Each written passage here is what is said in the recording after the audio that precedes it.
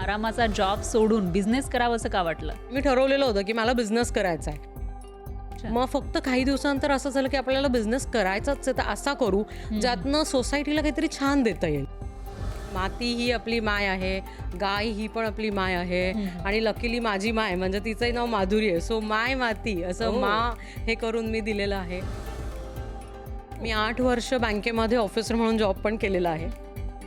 आजकालचं जे आत्ताचं युग आहे ना, त्याच्यामध्ये लोक नवीन इनोव्हेशन्स खूप छान ॲक्सेप्ट करतात आणि त्यातल्या त्यात जर नॅचरल गोष्टी असतील ज्या तुमच्या शरीरासाठी चांगल्या आहेत, हे जर त्यांना पटत असेल तर ते खूप छान रिस्पॉन्स देतात. आपण थोडं मॉडर्न गोष्टींकडे वळतो आहे म्हणून ह्या कदाचित आरोग्याच्या समस्या येत आहेत की काय, हे कुठेतरी लोकांना आता जाणवत आहे. म्हणून आम्ही पण प्रयत्न करतोय की आपल्या ज्या संस्कृती धरून गोष्टी आहेत, ज्या पूर्वीपासून वापरतात, त्या आता आपण मॉडर्न वेनी कशा आणायच्या. शहरांमध्ये आजकाल फ्रीज आलेले आहेत, मग वॉटर प्युरिफायर आहेत, या सगळ्या गोष्टी असताना मग ही जी मातीची भांडी आहेत याला चांगला रिस्पॉन्स लोकांचा सगळीकडूनच मिळतोय.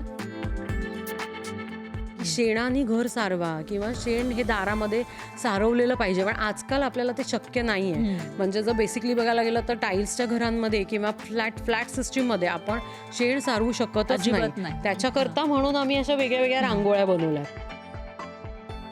पारंपरिक गोष्टी आहेत किंवा सायन्सने प्रूव्ह केलेल्या तुम्ही म्हणताय अशा या वस्तू आहेत, तर याला तो लॅविशनेस देण्यासाठी नेमकं काय करताय तुम्ही? घरांना बाहेरून शेण लावायचे. हो. कारण काय आहे की थंडीमध्ये ते ऊब देतं आणि उन्हाळ्यामध्ये ते थंडावा देतं. हे ॲक्च्युली शेणाचं महत्त्व आहे. सो आपण ज्यावेळेस हे असे प्रॉडक्ट वापरतो ना, त्यावेळेस ते आपल्या शरीराचं आणि ओव्हरऑल सगळ्या आजूबाजूच्या वातावरणाचं तापमान मेंटेन करतं. अच्छा, पण आपल्या म्हणजे आता शहरांमध्ये ज्या पद्धतीची घरं आहेत सिमेंटची, त्याच्यामध्ये सुद्धा याचा फायदा होतो. तिकडेही तापमान कंट्रोल करता येऊ शकतं. डेफिनेटली. जेव्हा मातीचे प्रोडक्ट एक्सपोर्ट सुद्धा तुम्ही करताय त्यावेळेला कॅरी करणं हे खूप जिकिरीचं असतं. म्हणजे ते फुटण्याची शक्यता असते. ऍक्च्युली सर्वात मोठं चॅलेंज आम्हाला हेच असतं की ते प्रोडक्ट व्यवस्थित तिथे कसं पोहोचेल.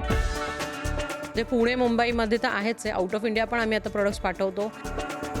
मिट्टी हब आणि माय माती ही जी एक पवित्र आणि नॅचरल प्रोडक्ट्स आहेत जे आपल्या संस्कृतीला धरून आहेत, हे इंडियामध्ये असो किंवा इंडियाच्या बाहेर असो, हे प्रत्येक घरांमध्ये दिसले पाहिजेत.